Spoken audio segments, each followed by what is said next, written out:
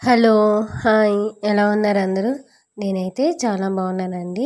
So, ఇదొచ్చేసి రాత్రి నేను టిఫిన్‌కని చెప్పి పెసలు పోసుకున్నాననమాట. మార్నింగ్ పెసరట్టు వేసుకుందామని. ఇంకా 3, 4 టైమ్స్ నీట్‌గా వాష్ చేసేసుకొని, వాటర్ పోసుకొని ఓవర్ నైట్ మొత్తం ఇలా సోక్ చేసి పెట్టుకుంటున్నాను. సో, మార్నింగ్ ఇంకా మిక్సీ జార్‌లోకి వేసుకొని మంచిగా గ్రైండ్ చేసుకుంటున్నాను. ఇందులోకి 2 పచ్చిమిర్చి వేసుకుంటున్నానండి. అల్లం కూడా వేసుకోవచ్చు, కానీ నేను మర్చిపోయాను. ఇంకా పచ్చిమిర్చి వేసి మెత్తగా ఇలా పేస్ట్ అయితే చేసేసుకున్నాను, గ్రైండ్ చేసుకున్నాను. ఇప్పుడు ఇంకొక మిగిలింది కూడా మిక్సీ జార్లో వేసేసి మళ్ళీ అది కూడా ఇలా గ్రైండ్ చేసుకొని వేసుకుంటున్నాను అనమాట.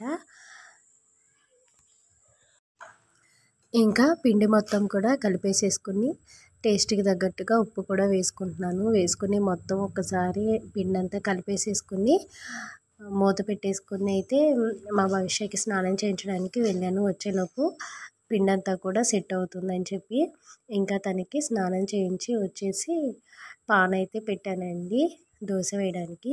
సో, ఇది వచ్చేసి నేను ఇందులో రైస్ కొంచెం కూడా వేయలేదండి. రైస్ వేయకుండా కూడా వస్తాయి పెసరట్లు. చాలామంది తెలియక కొంచెం రైస్ వేస్తారు, తెలియక కాదు, పెసర్లోకి బియ్యం వేస్తేనే వస్తాయని చెప్పి బియ్యం వేస్తారు.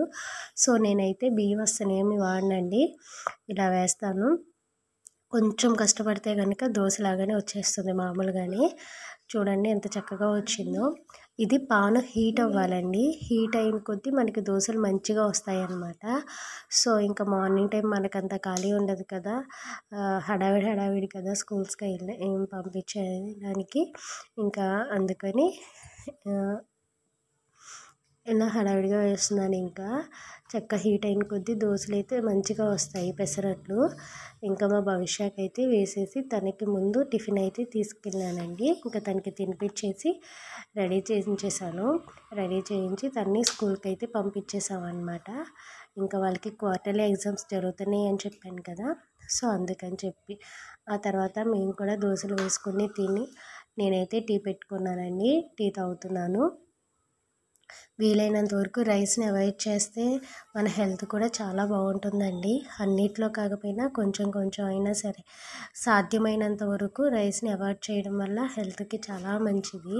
ఎందుకంటే ఇప్పుడు ఏజ్తో సంబంధం లేకుండా అందరికీ కూడా షుగర్ ఇటువంటివి వస్తున్నాయి కదా.